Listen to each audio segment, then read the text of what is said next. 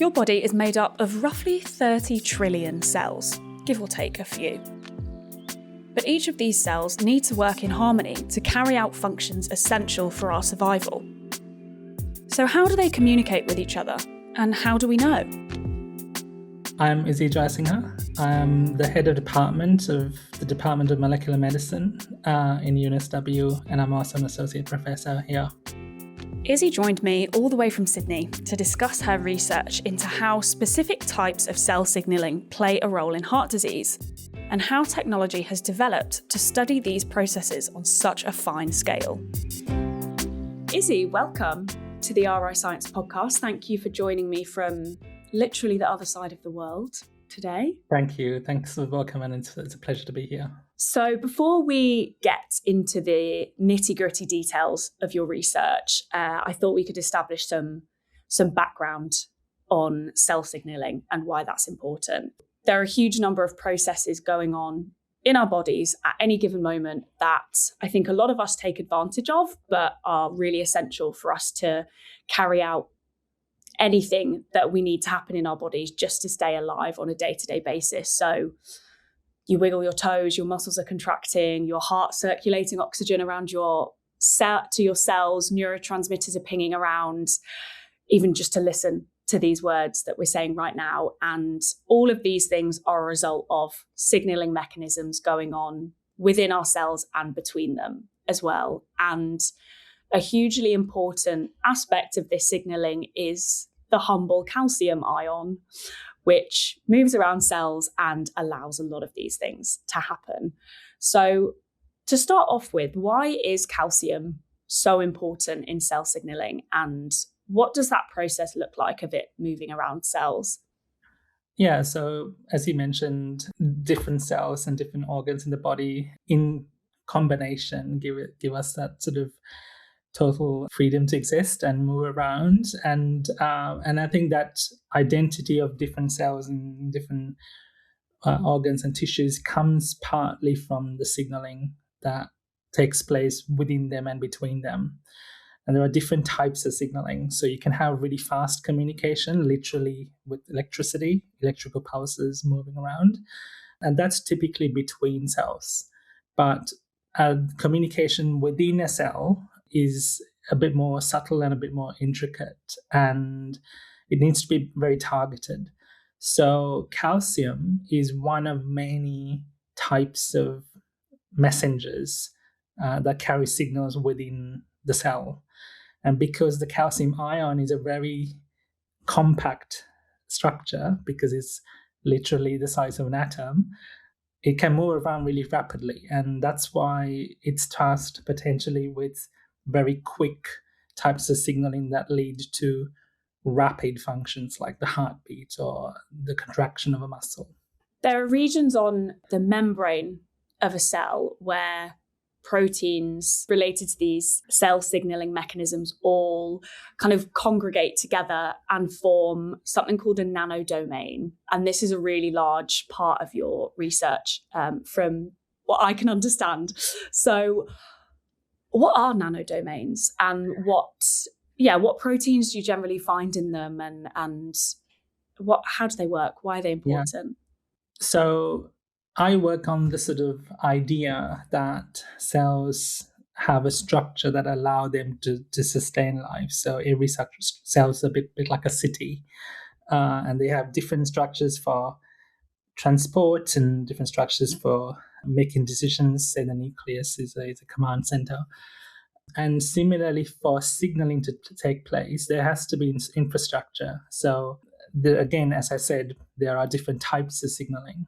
But if we take calcium signaling, what you have throughout the cell, and particularly near the surface of the cell where it receives the signals from the outside, are signaling hubs, literally locations where there are sort of communities of proteins that aggregate together, talk to each other, and allow signals to pass through or block them or to amplify signals.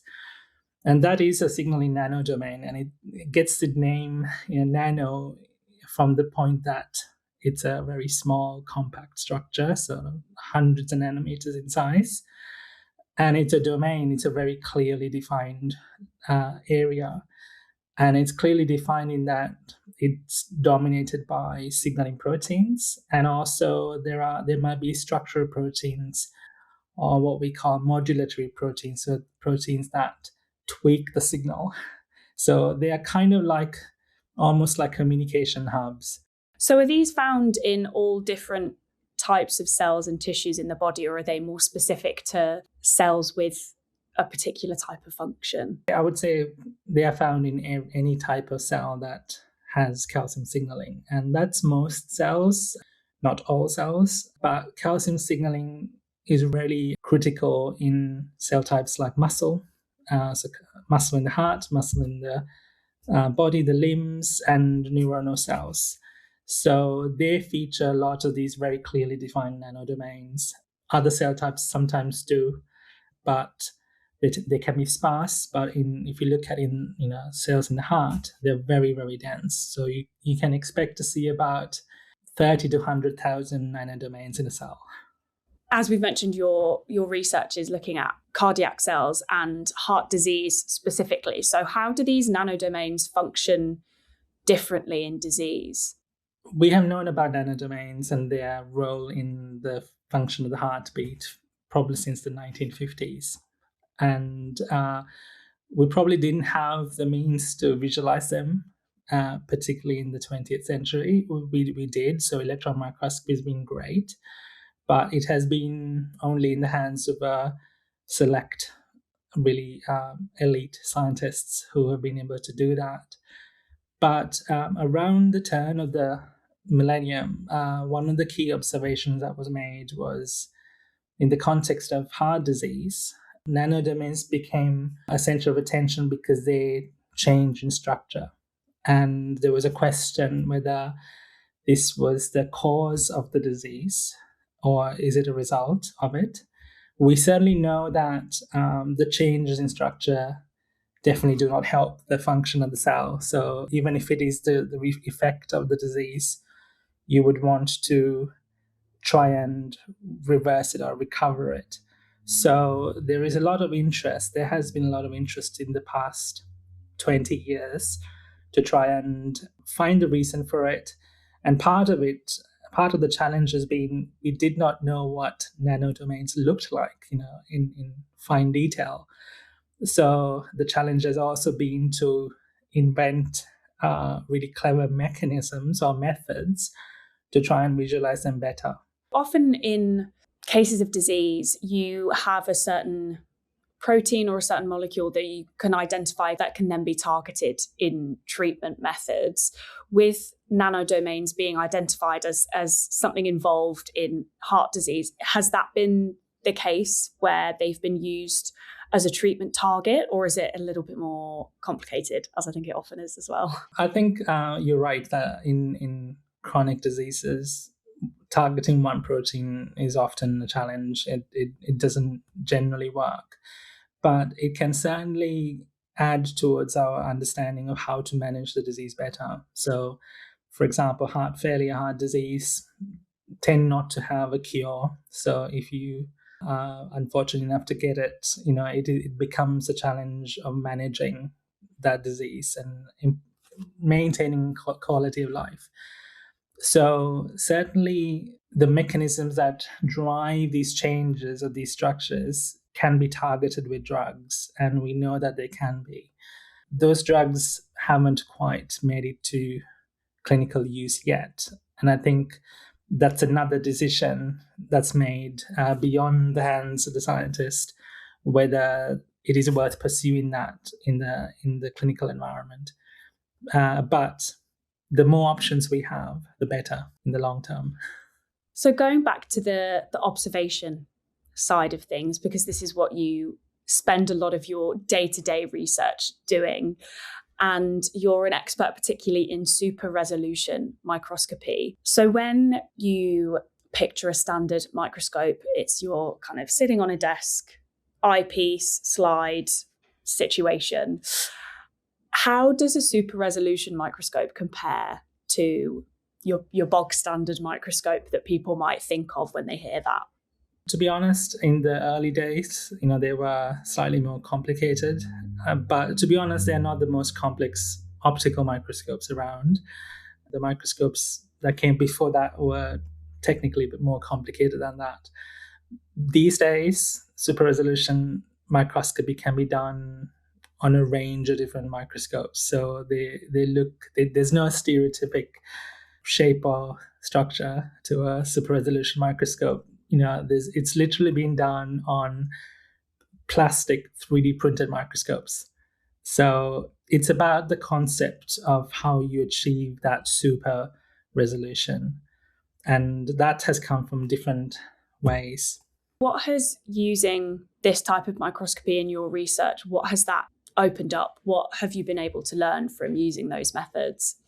One of the biggest achievements that it's unlocked is the ability to see individual proteins or biomolecules, which are these sort of building blocks of life, in their native environment, where they are placed in a functioning cell and how they interact with their neighbors. And that is a kind of detail that has eluded us, even though electron microscopy has existed for decades, it hasn't been possible. So really being able to pinpoint them. And from there on, the images that we get are not just pictures, they actually encode a lot of information about how those proteins carry out their work in the cell. So we kind of treat them like a map where we can count them, we can compare the location of that protein in one place compared to another, or how they behave. And that means that images are no longer sort of analog, photographs. So they are very much a digital map that we can use to count, measure, and use as benchmarks for testing drugs, measuring changes in disease. Are there other methods, microscopy or not, that you then use these findings in conjunction with? No, so actually microscopy is the kind of the base tool that a lot of us use. So you might put a sample on a microscope, but what you measure can be so different. So you could be measuring something like the movement of something and not really get an image, but a signature of the movement. In our lab, we have a technology called expansion microscopy, where we literally use the microscope that we have to look at the cell in different levels of detail. And we do that by sort of essentially inflating the sample physically. The microscope, I would say, is the base technology. And then the way you prepare your sample, and then the way you acquire the image, and then the way you analyze the image, in computers, give us a lot of different types of detail. This is an area where I can imagine technology developing has opened up a lot of doors over time. So for you, just within your time in the field and your career, how have you seen that that's changed, and where could it go next? What's the kind of next evolution in technology that you think could be coming around the corner?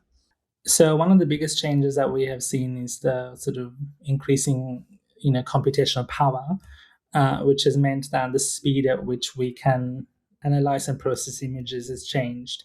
It used to be around the time that I did my PhD, which was 15 years ago.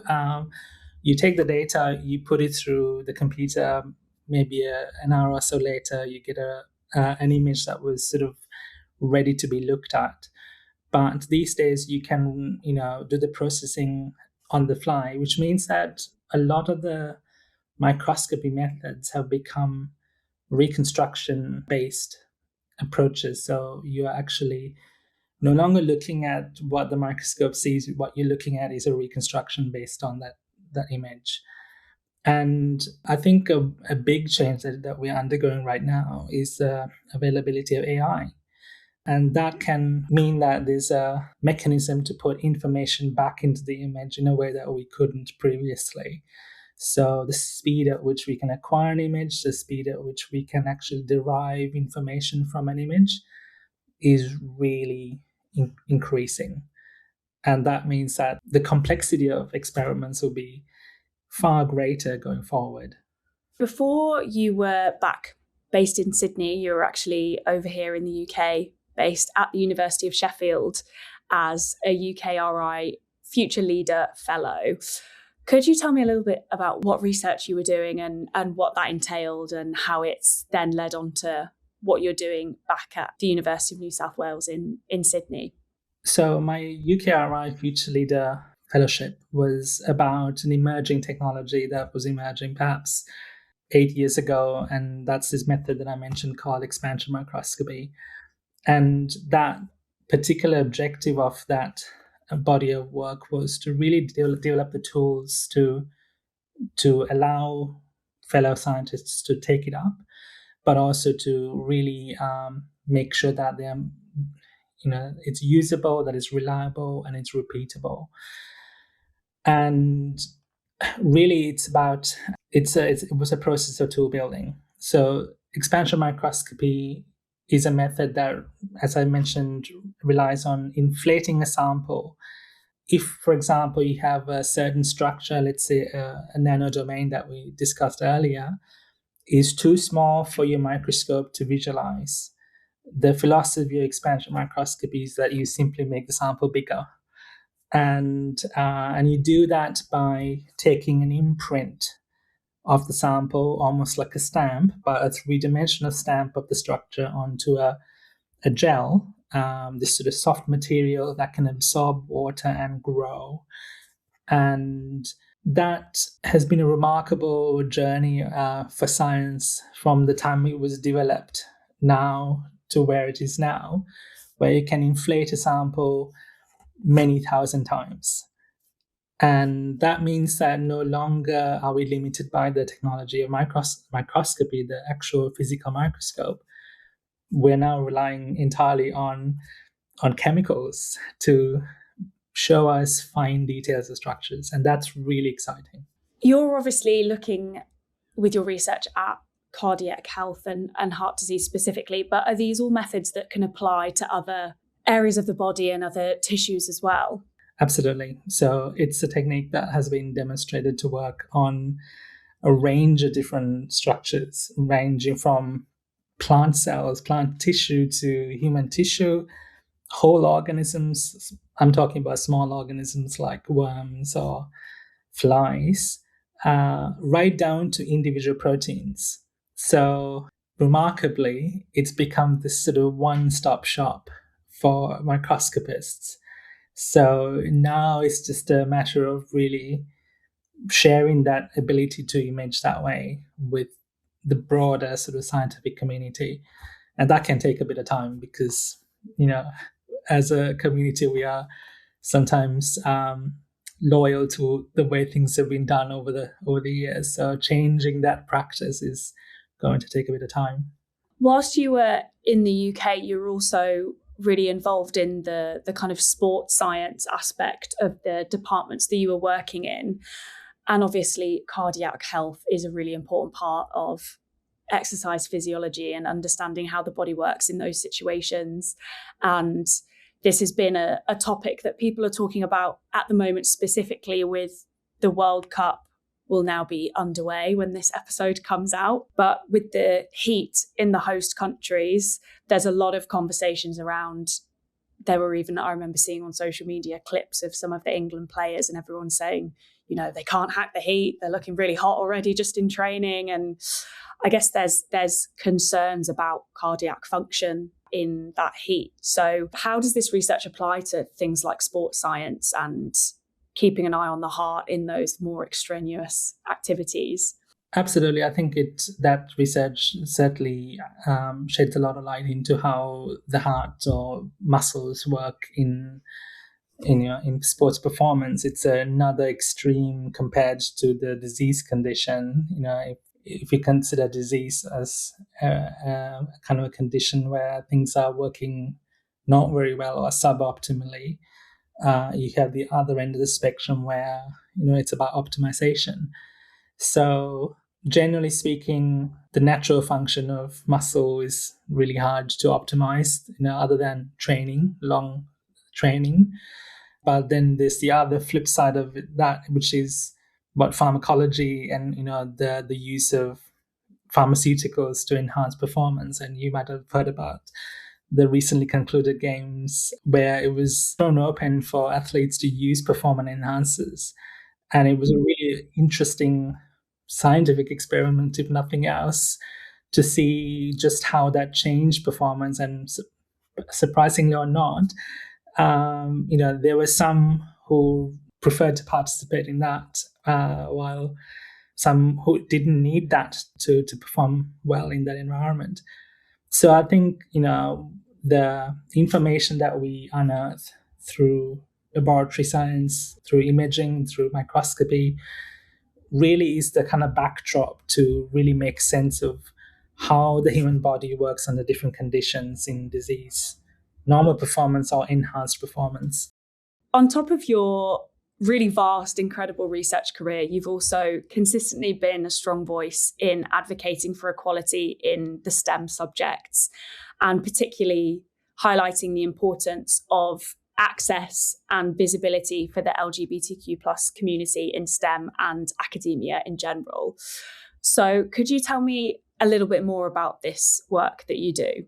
I think the motivation for working to advocate for inclusion and diversity and accessibility for marginalized groups in STEM is sort of twofold. One is that STEM and scientific research, just like any other work environment, is a workplace, work environment. So there is a kind of a duty of care by the institutions and the members in that community to look after our colleagues, regardless of their background. And we know from research that's conducted in the UK, US, and elsewhere that colleagues and students who identify as LGBTQI plus tend to experience negative behaviors disproportionately. And the second reason is that science is a kind of a discipline that can actually improve the quality of life of many parts of society, and the LGBTQ community itself benefits from science. And I think having our community represented in the scientific community is only fair, because there are already many excellent scientists who belong to this community, who have contributed to the world. So if there's a way of making their life and sort of workplaces just a little bit easier, that's a goal that I would have. I think it also goes both ways, doesn't it? And this community can also help science, because it's an area particularly where different perspectives and people having different points of view is hugely beneficial. If everyone is coming at a problem from the same headspace, then you're probably not going to get anywhere. Absolutely. I think there's a lot of evidence that support the idea that a diverse workplace really progresses better. And I think scientific environments, certainly academic scientific research is a creative process. So you want to include as many different, life experiences and ways of thinking as you can. And I think, if we can protect that diversity, that's only a good thing. It's Pride Month. It's June, which is partly why we're talking about this, but these aren't conversations that should just be confined to Pride Month. I think it's important that they're always at the forefront of people's minds throughout the year. But as we are celebrating, are there any particular resources or communities that you would recommend to people to either engage with themselves as a member of the community or just to find out more? Absolutely. So I think in a professional context, I think most sort of large organizations have LGBTQI networks, and that's a safe space often for people who belong to that community, but they are nevertheless also a representation of that community in that organization. Beyond that, so in the UK, there are a number of community sort of societies that have set up that champion LGBTQI visibility. So organizations like Pride in STEM, LGBTQ plus STEM, OSTEM, which is a larger network that is global. And they run a number of events. So one example is the LGBTQI Seminar, which is an annual conference targeting LGBTQ plus scientists, technologists, engineers to come and present their work and to be themselves in a safe space. For those who want to be good allies and to support that inclusion, that theme, there are also resources. So one highlight is the toolkit that's been developed by the Royal Society of Chemistry that talks about what a good inclusive workspace looks like, particularly for championing LGBTQI inclusion. Izzy, thank you so much for joining me all the way from Sydney in your evening, my morning. So I'm glad we could cross over when we were both awake. But thank you so much for joining me on the podcast. It's been a real pleasure, Lia. Thank you so much for including me. As Izzy mentioned, Pride in STEM is a wonderful organisation supporting queer scientists, and they're no strangers to the RI. Hello, I am Dr. Alfredo Carpineti. I am an astrophysicist, a science journalist, a social activist, and I am an author. My first non-fiction book just came out. It's called Invisible Rainbows. I spoke with Alfredo to find out more about the fascinating discoveries from his new book and to reflect on 10 years of Pride in STEM. Alfredo, thank you so much for chatting to me today. Huge congratulations on your first book release, Invisible Rainbows. Very exciting. Thank you.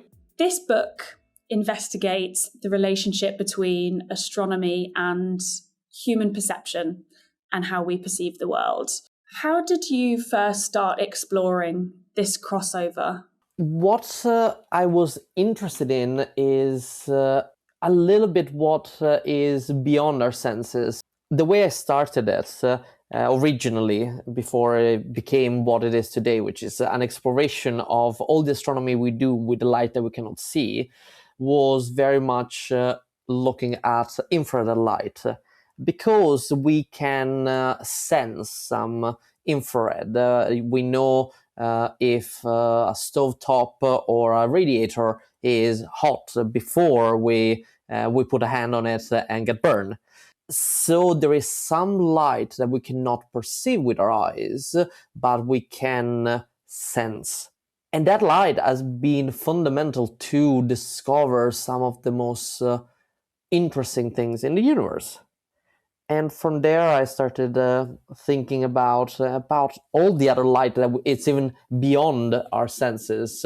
And then, as I was writing, I was like, okay, maybe I need to reorganize. I don't think we can start with infrared. There are so many other objects like supermassive black holes and the expansion of the universe that come into play with infrared, but are better introduced in the longer wavelengths, so radio wave and microwaves.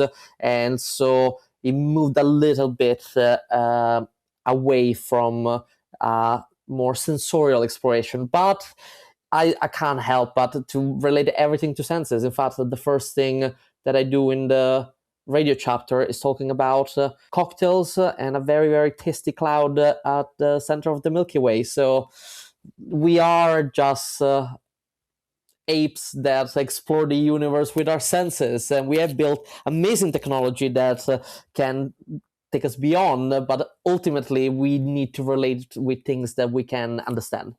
And in this book, you speak to a lot of different scientists and researchers, because this is obviously a topic that covers such a huge variety of disciplines. So could you talk a little bit about some of these conversations that you had, and did it open up areas that you maybe didn't know about before, or was it very much people you had in mind already that you were able to then target and speak to? So when I started thinking of the idea of the book, actually the name came first, Invisible Rainbows, when I discovered in a conversation, once again, over cocktails, about this moon of Saturn called Titan, where it has a thick atmosphere. It's the only other place in the solar system that has rivers and lakes, but they're not made of water. They're made of hydrocarbons, mostly methane. But methane is transparent, and there is methane rain, and we suspect that it's possible that there are rainbows. But because of this thick atmosphere, most likely the thick atmosphere is block all visible light or most visible light, but it is transparent to infrared. And it's the idea that there are invisible rainbows there. And I became obsessed with the invisible rainbows. Invisible rainbows, it was such a good turn of phrase. And I thought, if this is my one and only book, I can use it as a platform for other queer astronomers to talk about their research. So the first starting point, it was like, okay, who do I know was a queer astronomer that might tell me something interesting? And then I just threw a very wide net, and like, I want to know whoever is working at the edge of what we know. And I discovered things that I had no idea. And I worked as a professional astronomer. I work in science journalism, and I would like to think that I know a lot about the subject. And there were things I had no idea. One of my favorites was discovering that there are these objects called pulsars, which are very, very dense stellar remnants. So a massive star goes supernova and leaves behind this very dense core, which is known as a neutron star. But pulsar in particular are a subclass of neutron stars, and they pulsate in radio waves. And this was discovered in 1967 by Jocelyn Bell Burnell. But what is fascinating, even though we've been studying them for almost now 60 years, we don't know how they produce radio waves. We know of their existence only because of radio waves. And I was speaking to this really cool radio wave astronomer from Australia, and he was telling me all about the cool things that we're doing, etc. And he mentioned something else. They're like, oh yes, we use all these different frequencies. And without knowing the title of my book, it was like, it's a little bit like a rainbow of radio waves. I was like, perfect. And then it was like, oh, and you know that we don't know how the radio waves are produced. And I was like, what do you mean we don't know? Come again? yeah, literally. It was the... And I was like, oh yes, I think it's like this, something that is very well known in the field of pulsar astronomy, but people outside don't know. I'm like, it's been decades. And I explained that there are some theories that can explain most things, but they fail on something. There are things that are very good explain specific things, but then cannot explain anything else. And I found it like so human. It's so wonderful. First of all, it was very honest conversation, but also I found it so wonderful to have this. We know that this object exists. We know that they are emitting radio waves. That's the way we know they exist. And we are still struggling to work out exactly what's going on. And this is one of the examples. Across all the wavelengths, I have discovered new things. There are entire fields that did not exist 10 years ago. There's loads of exciting stories that are coming out of this book, and I'm sure lots of people will discover you through reading this book. But a lot of people may know you already as the founder of Pride in STEM, which is a fantastic charity based here in the UK that platforms and supports LGBTQI plus scientists and researchers. And Pride in STEM actually turns 10 this year as well, which I discovered, which is amazing. Yes. Could you tell me a bit about the origin story of Pride in STEM all those years ago? And how it was born? It was born without any grand plan. It is still incredible that it's our 10th anniversary. And we weren't thinking of doing anything major. We simply started because we were all out of university. or used to go to Pride events with our unis, and suddenly we didn't have anyone to join for Pride events. And it was originally just a little group to march in Pride in London. And then what it became immediately clear was that something like Pride in STEM was needed, because we started getting emails, people asking for advice about starting a LGBTQ network, to be connected with other queer scientists or queer people in STEM in general. And one thing that we could do, as almost all of us were just post PhD, was we can do research and put together something. And that's what we did. We put together resources that we've seen from other organizations, putting a list of contacts for support, for any kind of help people require, and act as a network that people could use to get to know other queer people in STEM. And that's what we did. And immediately, people resonate with that. We start getting more people wanted to be involved, more people wanted to do something. We realized that we needed to formalize ourselves into first a charitable trust and then a charity.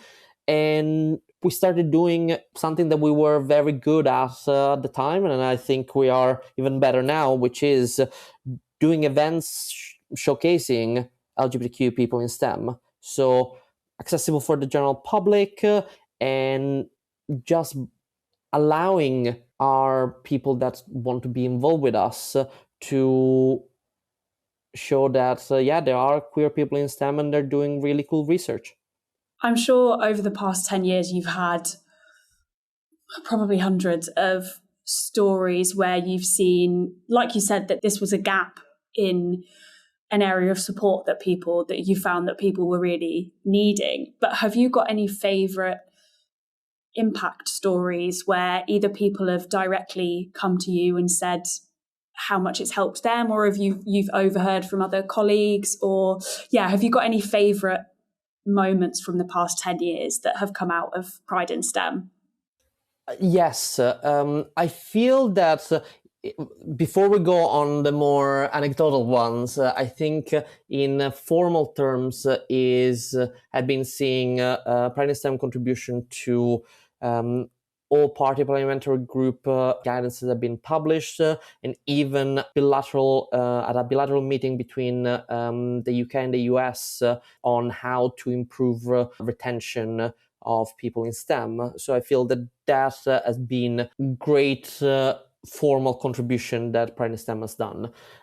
But beyond that, is we were pivotal in the formation of the International Day of LGBTQI plus people in STEM, which is celebrated on November 18th. Another thing was post-pandemic, we done a few conferences aimed at early career researcher and PhD students, just to help them build networks. Stuff like the LGBT seminar, which is coming back this year, had helped me at the beginning of Pride in STEM, at the beginning of my career. So we wanted to do something similar, and having somebody who was an early career researcher saying, "Oh, I've been following Pride in STEM on socials since I was in A-levels." This was very, very important for me to see that, I'm not the only queer person that likes science. This was very important. This is why I have become a scientist. And I was like, glad we could help. Well, speaking of celebrating, you'll be giving a talk here at the RI on Monday, the 6th of July, which is 2 days after London Pride on Saturday the 4th, which is no coincidence. But what could people expect from that talk, would you say? I think they can expect a tasting menu of a talk. Ooh. I know, I'm Italian. I need to always bring it down to food analogies. They're going to learn a lot of cool facts about the universe that they might not be familiar with. There are some cool demos, some hands-on, So I'm very hands-on, yes, I'm working with the demo team, and I am over the moon about it. And I think that they will come out of it thinking that both there is so much of the universe that we are yet to understand and we don't know, but also how extraordinary it is that we know so much about the universe, that we can comprehend so much about the universe.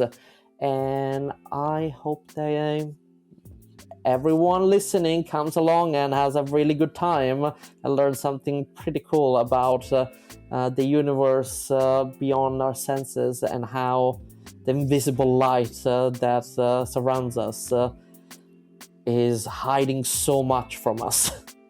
Well, I'll be there, so people will have to fight me on the hands-on demos. If you want to get involved, get past me first. But the link to the talk, so you can buy your tickets, will be in the description of this episode, so definitely come and join if you can. But Alfredo, thank you so much for chatting to me and getting everyone excited. Thank you, Lia, and I'll see you on July 6th. That's it for this special Pride Month episode. Thanks for tuning in. The links to all the resources mentioned in this episode, as well as tickets for Alfredo's talk, are in the description. So make sure to check them out, and we'll be back next month.